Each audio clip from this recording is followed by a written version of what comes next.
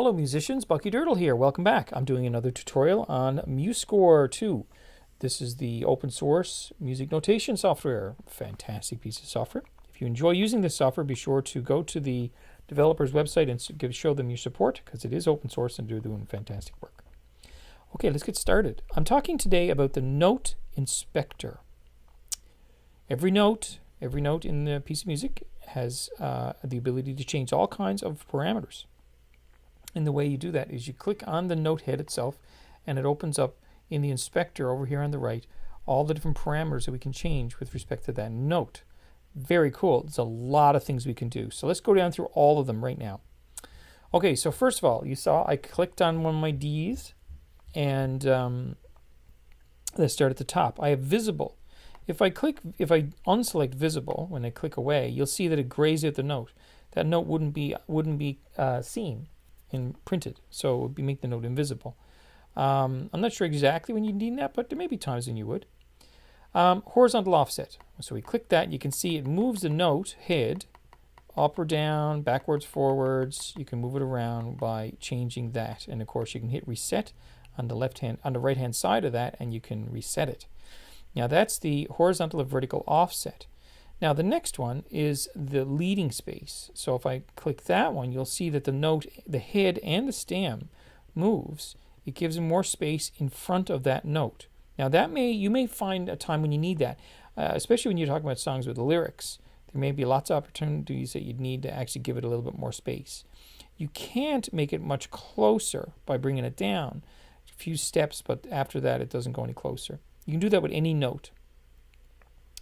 Horizontal offset in a chord. Now, if you have a chord here and you do a horizontal offset, the whole chord would move back and forth. Vertical offset, same deal. You can move the whole chord up and down. Okay, I'm not going to show you that, but it's the same result as the horizontal offset and vertical offset above right here, just as a full chord. Now, the next one is small. I've got the note selected. This is my second D. I click small. Look at that. The whole note, the head and the stem, are reduced in size. So that can be really useful. Sometimes, like say if I click that guy too, we have a couple of small notes. It represents maybe what the accompaniment might be playing, maybe an upbeat or something like that, or perhaps a note that might be an optional note that you might want to perform or not. It's up to you. So there's lots of uses for small notes. Stemless. Stemless removes the stem. Piece of cake. Not much to that, is it? So yeah, with the stemless, you can remove the note stem. Okay, and then next, I'm sorry for going so fast, but I want to try to make good use of your time. With our stem direction, we can choose to make the stem go down or up, or we can put it on auto, and the software will decide for us. Of course, when you have a note like B here in the middle, which is the middle line, you can choose to go either way. It's up to you, and that's how you do it with the stem direction. Now, if I go back to my D's again, I have a small again. If I click that guy, just the head gets smaller, not the stem. So if I compare that to the other small, the one above it, that one has the head and stem get smaller. So there may be times when you want to have a smaller head on the note. Could be lots of reasons for that. Okay, head group. This is going to let us change the shape of the head. And if you're a percussionist, and I am a percussionist, I have a lot of times where we'll have different sort of notes that will show up. You'll need different sort of alternate note heads for percussion. This is a good way to do it. Also for solfege, we have do, re, mi, fa, sol, la, ti, do.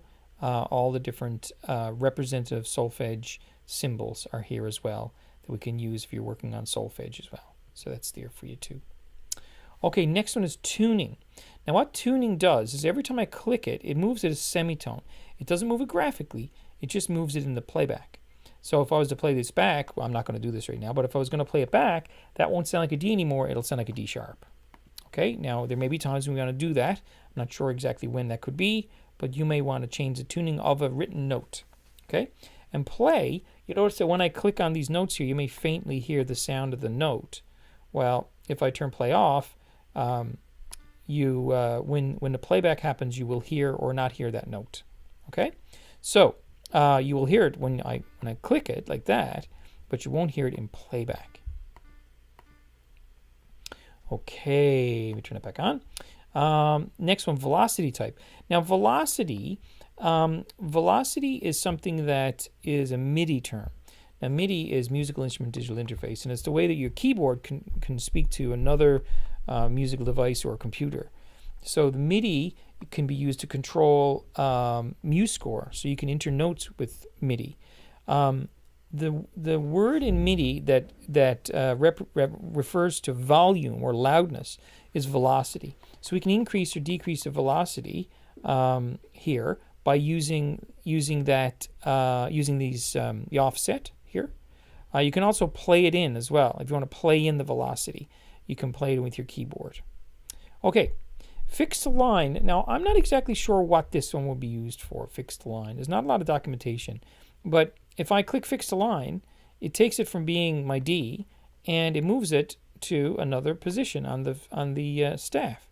And then I can move it up and down as I feel fit with my number selection here. I'm not sure exactly what you would need that for, but there it is. It's there for you. Now, these last sections down at the bottom where it says select, this is for if you have different elements within this note.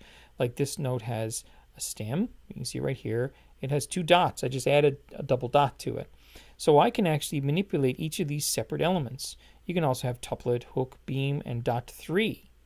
I'm going to, let's play with dot 2. So I click dot 2, and now it gives me a new inspector window, which lets me play with dot 2 only, not the other notes, not the other elements, just dot 2. Look, I can move dot 2 all over the place. I can move them up and down.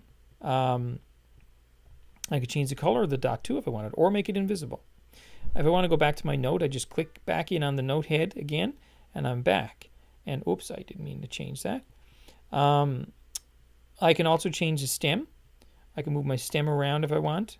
Same as I did with the dot, I can move my stem around. Okay, it's the same deal. So that is basically it. It's a lot of material there for sure. There's a lot of things to go through, but it gives us many options when we're making our music to have the notes and all of the elements that are found in our staff and in our scores to look exactly the way we want them to look. So it's really great. Okay, if you enjoyed this, make sure you go to the developer's website and show your support. Be sure to leave a comment for me in this posting, and you can connect with me as well on utopian.io Discord. I'd love to hear from you and hear about your music. Okay, thank you very much, and I will see you next time.